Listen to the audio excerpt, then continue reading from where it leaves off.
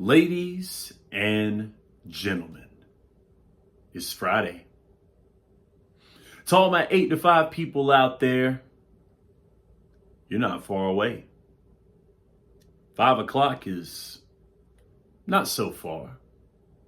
And that means the weekend is yours.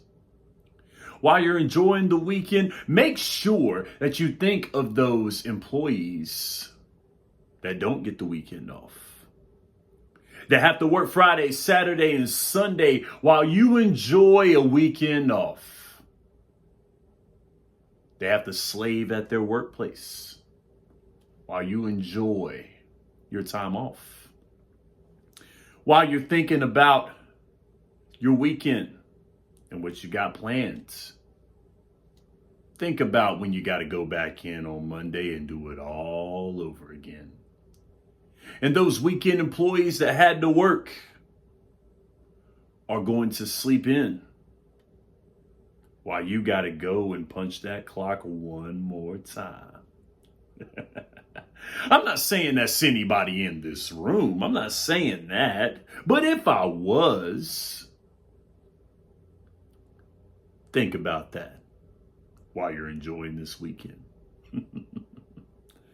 But I will say this, no matter what type of employee you are, whether you're an 8 to 5 Monday through Friday, or whether you're a 12-hour employee that works 2 days on and 2 days off and every other weekend, and this is the weekend that you have to work, rest assured and know that both of you get to enjoy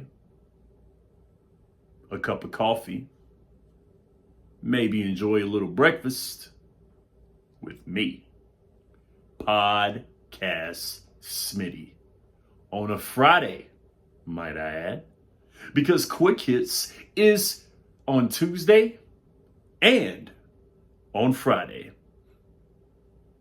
How did you get so lucky?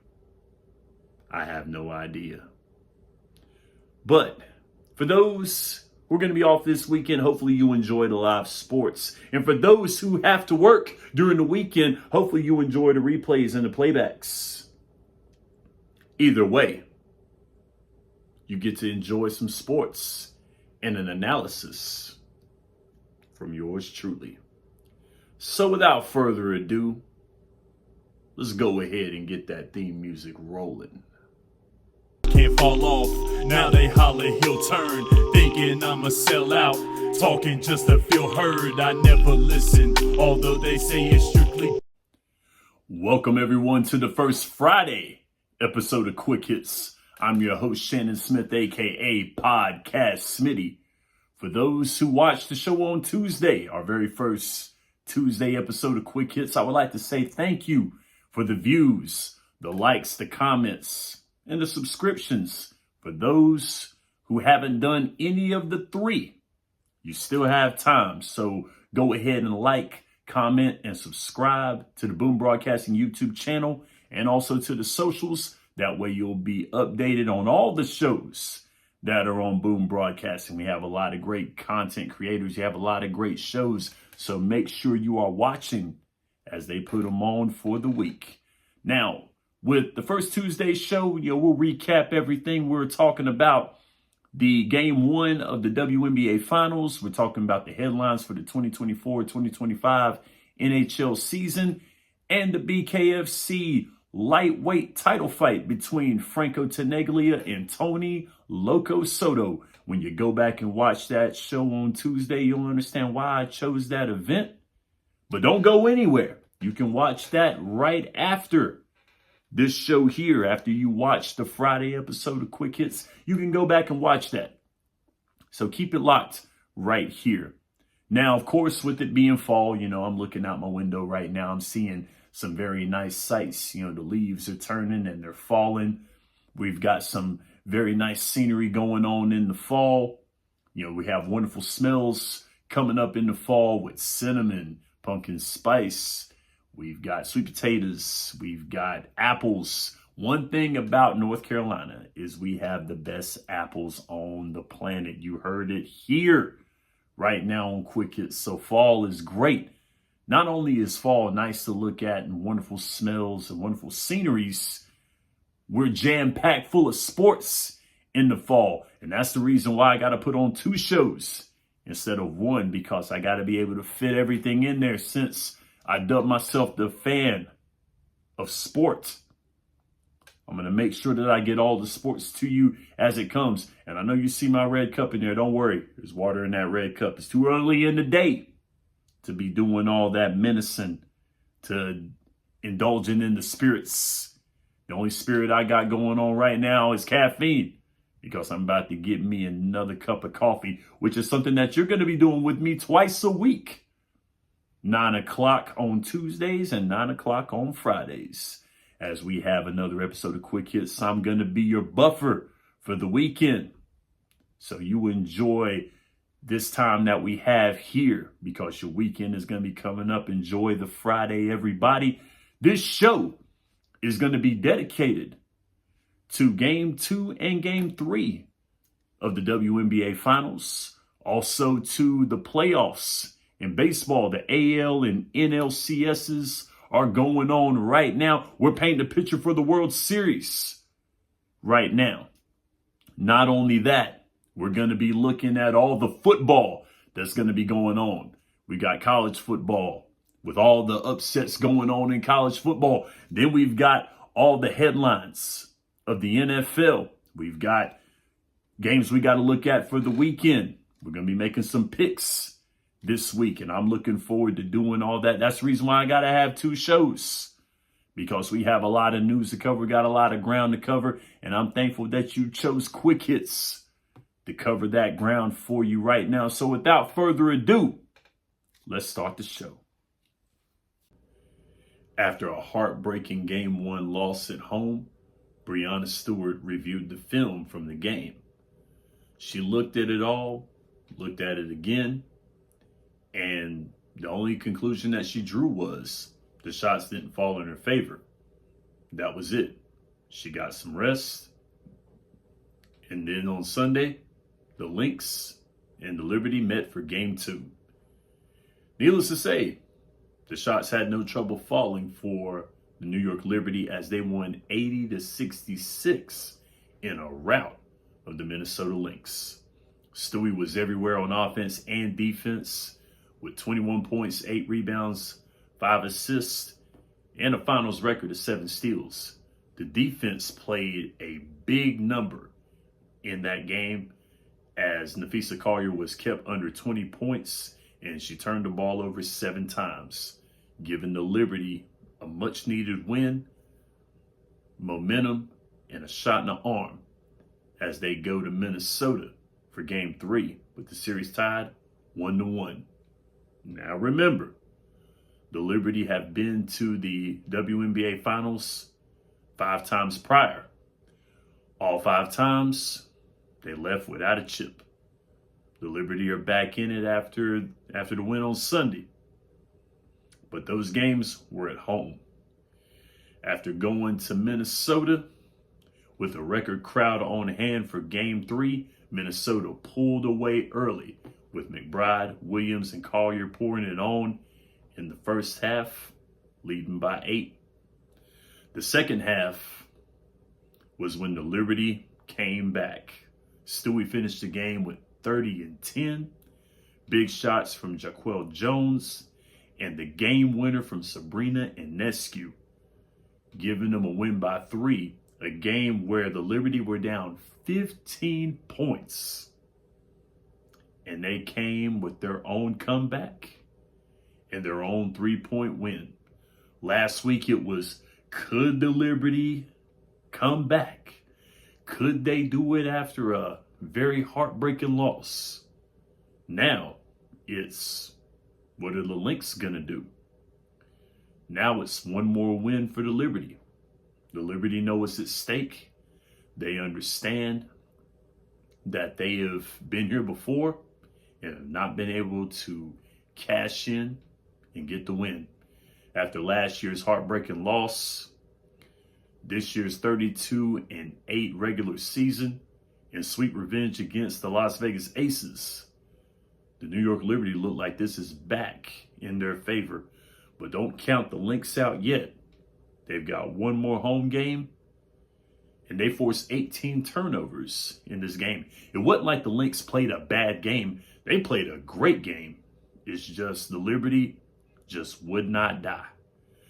Guys, I'm telling you what, after watching this game live, from start to finish, I was in it. Although I knew the Lynx were up and it looked good for them and the Lynx were at home, I knew it was going to be a fight. When the Lynx had an 8-point lead in the first half and it was going into halftime, something told me I knew that the Liberty were going to come back. The Liberty have played their tail off this year, and they learned from last year, and they're playing more like a team this year. They were hitting the boards a lot harder. Minnesota was too. These are the two best teams in the WNBA for a reason, and they're putting on a show for everybody. If you're not watching this, shame on you. You ought to be ashamed of yourself. You can't be a basketball fan, in my eyes, if you're not watching this and you're not enjoying this, because this has been some great basketball, back and forth action. This is exactly the type of basketball that you love as a basketball fan. I'm looking forward to see what happens. The next game is going to be Friday in Minnesota. Oh, I'm going to be watching. I'm going to make sure of that. And that is your WNBA quick hits again for this week. I want to do something different with the baseball quick hits for this week because of two reasons. First things first, the headlines for this year's ALCS and NLCS leading into the World Series, it's just too good not to talk about. And most importantly, the second reason is because my man, the Duke, Chris DeLuca, has a baseball-centric podcast called The Dugout Debrief. And I don't want to take anything away from him. He does very, very good work. Watch his show. He dropped one yesterday. He drops it on Thursdays at 12 p.m. So make sure you watch that. You know, his show is really good. He has a very good trivia question that he posed this week. It kind of broke my heart, but it was a very good question. So go watch my man, the Duke, Chris DeLuca, every Thursday on Boom Broadcasting with the Dugout Debrief. He makes the job easier for me because I get to talk about headlines. He's going to hit you with the analysis and all that other stuff, and he's going to leave it to me to talk about headlines. And so what I have here and what I want you to think about with this ALCS and this NLCS as well too, leading into the World Series, is that the New York Yankees have the most pressure on them than any team. More pressure than the Dodgers, the Mets, and the Guardians whatsoever. They have the most pressure on them to win.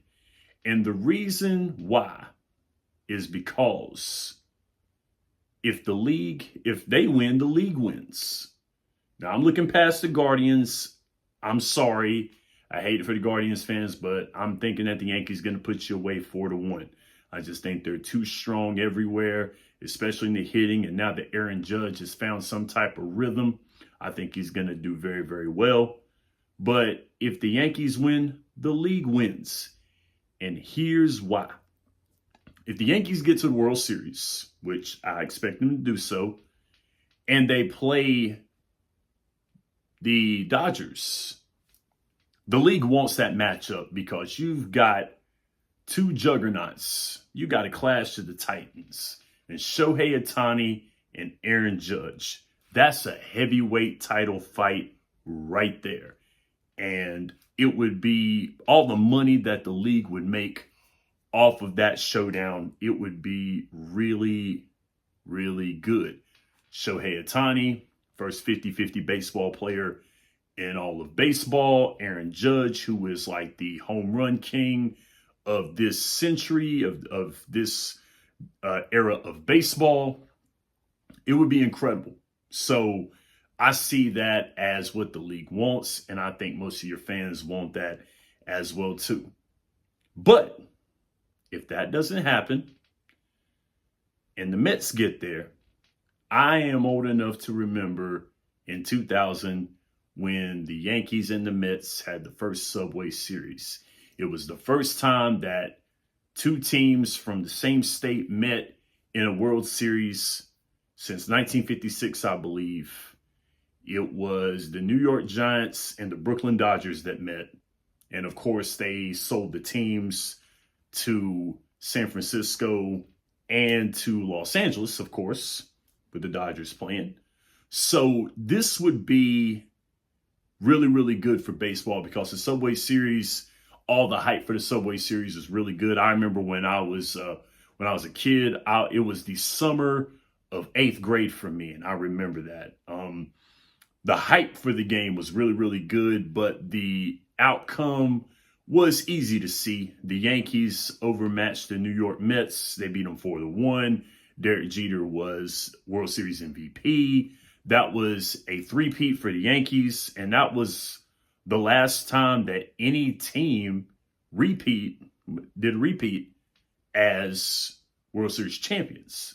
So there's significance to this, but it would be great to see another Subway Series. It would be. I believe that the Yankees would be able to beat the Mets, but with the Mets being a giant killer, getting from the wild cards and beating the Phillies, and if they beat the Dodgers, which is like the juggernaut of the National League right now, it would be amazing to see the giant killers go up against the Yankees, who are another giant. And it would just be incredible to watch. It'd be great for the Mets fans. It'd be great for the Yankees fans. Sorry to the Guardians again, and sorry to the Dodgers if that were to happen. But still, the Yankees are what is going to make the league win. Now, also another thing I was thinking of as well. So the Yankees have lost the last 5 ALCSs since they've been. In the last 5 ALCSs they've lost. If you remember the segment, do you know the team that's lost the last 5 title games that's from New York? The squad we just covered, the New York Liberty. Let's think about it here. You've got a New York team breaking the drought and another New York team breaking the drought. If both of them happen to win the World Series, that would be really, really big for New York City. So there you have it. That is your baseball quick hits for this week. After fanning the flames from an upset-laden Week 6, Week 7 saw some ups and downs, but nothing too groundbreaking. My upsets for the week: Oregon over Ohio State 32-31 in Eugene. 7 lead changes went on in this game. I think that Oregon might have found a new home in the Big Ten, and I look at them to do battle with all of these Big Ten squads that were there before to see who controls the Big Ten.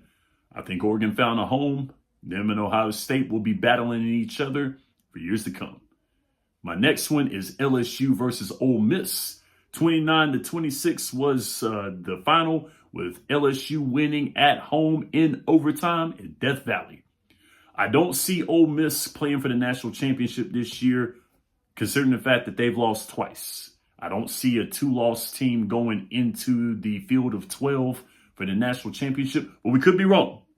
It could change within this time, considering that we're in Week 8 coming up, and we've got a few more weeks to go. December is not that far away, but it's a little bit far away. So we'll find out. Welcome to the party as LSU goes into the number 8 spot and Iowa State goes into the 9th spot. First time for the top 10 for these guys this year. Iowa State getting their highest ranking since September of 2021. And a fun fact about that squad: they had a starting quarterback by the name of Brock Purdy. And welcome to the party in the top 25 for Army and Navy, nabbing 23 and 25 in the rankings, and they're ranked for the first time ever since October 3rd of 1960. To quote the host of the Gridiron Address every Sunday at 7:30 on Boom Broadcasting's YouTube channel, a live show might I add, Aaron Schneider said, Army and Navy have discovered the forward pass. Watch out.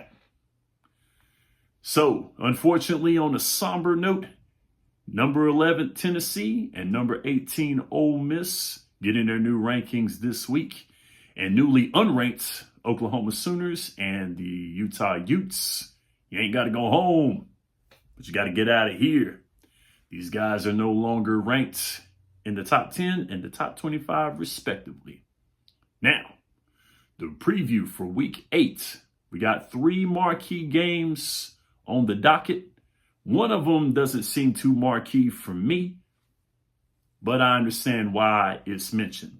Michigan versus Illinois. Michigan, give me Michigan. Michigan's defense, I think, will hold off the Fighting Illini, although they have an incredible offense. I don't see Michigan losing this game. Give me them by 10. The next 2 games are going to be implicators for the national championship, possibly. Texas versus Georgia. Texas, the number 1 team. Georgia, number 5. Texas hasn't played a squad as close as Georgia this year. Georgia's a squad that's very, very tough. They had the scare against Kentucky, but they ended up losing to Alabama. Texas hasn't seen a squad that good. They were supposed to see a squad that was close to something in Oklahoma. They end up blowing their doors off in the Red River rivalry. So Texas and Georgia will go at it. Texas has got the home field. I see Texas winning it, and I believe they will win it in close quarters. It'll be by 6. And Bama in Tennessee. Of course, Bama losing 2 weeks removed from the loss to Vanderbilt, the little brother of the SEC, and almost completing 2 straight losses for the first time in years against South Carolina this past week. Tennessee, unfortunately, was close to losing to Florida this past weekend. Tennessee already dropping a loss this year. I think that this is going to go to Tennessee. And the reason being is because Tennessee, the last time they played Bama in Neyland Stadium, they walked away with the win, and a goalpost was taken down that very night. I think Tennessee is going to give it to Alabama. Alabama's been hanging around there. Jalen Milroe played very, very well at quarterback. Orchestrated the come from behind drive after the interception. Tennessee was close to dropping it to Florida. However, Tennessee, to me, I think has just enough firepower to hang with Alabama. The SEC is wide open considering the fact that Nick Saban is no longer coaching. He's enjoying his time over at College Game Day with Pat McAfee and the boys. He's doing a great job, by the way, too. So this SEC is wide open. I think it's anybody's division to win when it comes down to it, with all the players, with all the teams, that are inside of the rankings. I think it's going to be easy to see that we're going to have a battle on our hands this year. But give me Michigan over Illinois, give me Tennessee over Alabama at home, and give me Texas over Georgia at home. These are your college football quick hits for this week. The NFL has had its fair share of fun with 2 big trades occurring this week. Devontae Adams heading to New York, reuniting with his good friend Aaron Rodgers, and Amari Cooper going to Buffalo to catch passes from Josh Allen. Now, both of these trades are good. Both will bolster the offense, will make the teams a whole lot better. The Bills have the lead in the AFC East, and this will help extend that lead. It adds a surefire weapon to the passing game with the young receiving squad that Buffalo has. Of course, they're looking for a replacement for Stephon Diggs, who went to Houston in this offseason. And they've got a good offensive unit in the receiving area. They've got a good running game as well, too, with Cook as one of their running backs there. Austin Kincaid, Shakur, Coleman, good receivers, but there's not really a true number 1 on this squad. And Amari Cooper helps out with the Bills. Now, with the Jets, they're concerning them. You can't tell me that Aaron Rodgers don't run that team. The head coach got fired, and usually when a GM comes in there and says, this person is not the reason that the coach got fired, yeah, he's the reason they got fired. And you add an Aaron Rodgers teammate in Devontae Adams. Sounds a little coincidental to me. Now, I'm going to die on top of this mountain as long as the season is going, as long as Aaron Rodgers is here. The fact that the Jets place all their faith on a 40-year-old quarterback on a bad leg. They have no number 2, which was shown last year when Aaron Rodgers was hurt, which is no, I'm not celebrating the fact that he got hurt. I'm not. I would never do that with a player. But the fact that there was no plan B in place and no future doesn't help at all. So that's what I look at, and that's the problem that I have with the Jets. I mean, haven't we learned from the Panthers and the Browns? The Panthers are pretty much financing the Bears' future, and the Browns did that with Houston. Look at what these teams have accomplished. Houston went in the AFC South and putting on a clinic right now in the regular season, and the Bears have got pieces that are going to help them as well in the future. And the Browns and the Panthers are basically singing bare necessities like they're in the Jungle Book. That's not helping anybody at all. That didn't help them at all. That helped these two teams and not them. And the whole Jerry Jones thing, here's the thing. The fact that Jerry Jones financed Dak Prescott and CeeDee Lamb, no fault of that at all. But you miss out on a running game, had a shot at Derrick Henry in the offseason and did not pull the trigger. Yo, Jerry, listen, this is coming from a guy who will never be a billionaire like you. But you getting mad at radio show hosts, you should get mad at yourself. Thank you very much. Now, moving on to the rest of this past week, which was week 6.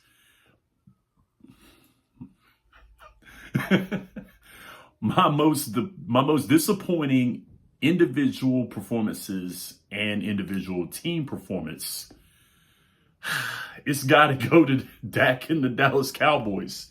Now, look, everybody who knows me knows I can't stand the Cowboys. I'm a big Cowboys hater. I'm like the Stephen A. Smith of Boom Broadcasting. I'm going to get canceled for this. You know, Mac and MD are going to cancel me for this. And it's so bad that, you know, I'm on the same time slot with Dad and the boys. They're going to kill me. But look, I wanted to give it to Deshaun Watson. I wanted to give it to him as being the worst performer individually, but I cannot because D. Watt didn't throw any picks. Dak threw 2 of them. So I got to give it to Dak. And then the Cowboys. The Cowboys turned the ball over 5 times. 2 of them were Dak Prescott interceptions. The other 3 were fumbles. Well, Cooper Rush threw an interception as well, too. And then 2 fumbles. 5 turnovers as a team. And they ran the ball for 53 yards as a whole squad.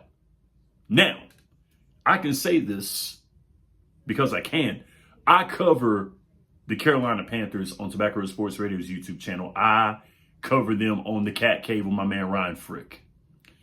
But you mean to tell me that a whole squad ran for only 53 yards as a whole team, but the Carolina Panthers have one running back named Chuba Hubbard that ran for 92 yards as an individual? Get out. I'm done with you.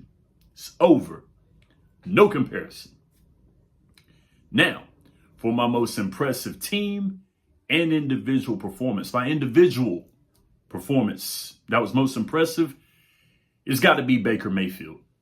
He did a wonderful job against the New Orleans Saints. I know he threw 3 picks, but the fact that he threw 4 touchdowns in that game and it was a rout says a lot. I know he beat a young quarterback, Spencer Rattler, played in that game. I know he did, but the fact that this story that Baker Mayfield is carving out for everybody in front of us, I talked real bad about Baker Mayfield. I called him a quitter when Deshaun Watson got signed to a fat contract. I'm like, he's not even going to try for his squad. Forget about it. He goes to Carolina. I have a little faith in him in Carolina. I want to cheer for him in Carolina. And of course, he doesn't do well in Carolina. Now, we know what Carolina is. We all know because of what they've built and how they've done with Bryce and everything else in between. So we see that. And now he goes to Tampa Bay. The year before, he made the comment about Tom Brady, saying that he's not even close to Brady and all that. And I felt like, man, here we go again. He's down on himself. He doesn't even trust himself. He wins a division. He wins the division, which is great. It was very, very down to the wire winning that division, but Tampa Bay won it. And now this year, he's doing very, very well. What a story Baker Mayfield is telling. What a great season that he's having so far. I think that he should win Comeback Player of the Year. If everything goes well for him this year, he should win Comeback Player of the Year. Hands down. Excuse me. And my most impressive team performance has got to be the Detroit Lions. I know I look like a big-time hater. I get it. But it was a clinic on offense and defense. What an incredible game for the Lions. Aiden Hutchinson, get well soon. I saw that video. I cringed. It was bad. I'm hoping that his surgery goes through well. Hope that young man is okay. Now, I look at week 7 and all of the matchups for week 7, and I saw 5 of them that I felt inclined to talk about. New England and Jacksonville. How Jacksonville has another game in Wembley strikes me as odd, but they're going back to Wembley for a second straight week. Now, I will say this. I got New England winning the game because what a crazy story it would be. They would have to fire Doug Peterson. Doug Peterson goes to London and loses to 2 rookie quarterbacks. Oh, man, Jacksonville kick him out with both feet, to quote Trevor Everett when we were on the episode Out of Pocket this past summer. They would have to do it. 2 rookie quarterbacks. And they're both in the first round, but yet and still, it's the fact that happened. And then we go to Detroit and Minnesota. Minnesota is at home. I think Detroit gives Minnesota their first loss. San Francisco and Kansas City. I'm going to take my boys in this one. And the reason why I'm taking them is not because of the homerism. I'm taking them because Kansas City does this every year. They don't look that impressive in the regular season, and then they go to the playoffs and become big-time juggernauts. I can't go against Patrick Mahomes, but I'm going to go against him this time because it's early in the season. Pittsburgh, I got them over the Jets. I don't know how the Pittsburgh Steelers do it. Justin Fields does not throw 1 touchdown last week, but they find a way to win, and it was in impressive fashion. So I got Pittsburgh over the Jets. I think it would be great to see Devontae Adams playing with Aaron Rodgers, but the Jets defense is too tough. And give me Baltimore in the Monday night doubleheader. Give me Baltimore over Tampa Bay. I like the story that Baker is telling, but Baltimore is too strong, and King Henry has been running all over the place this year. So that is my NFL quick hits for this week. And that is our show.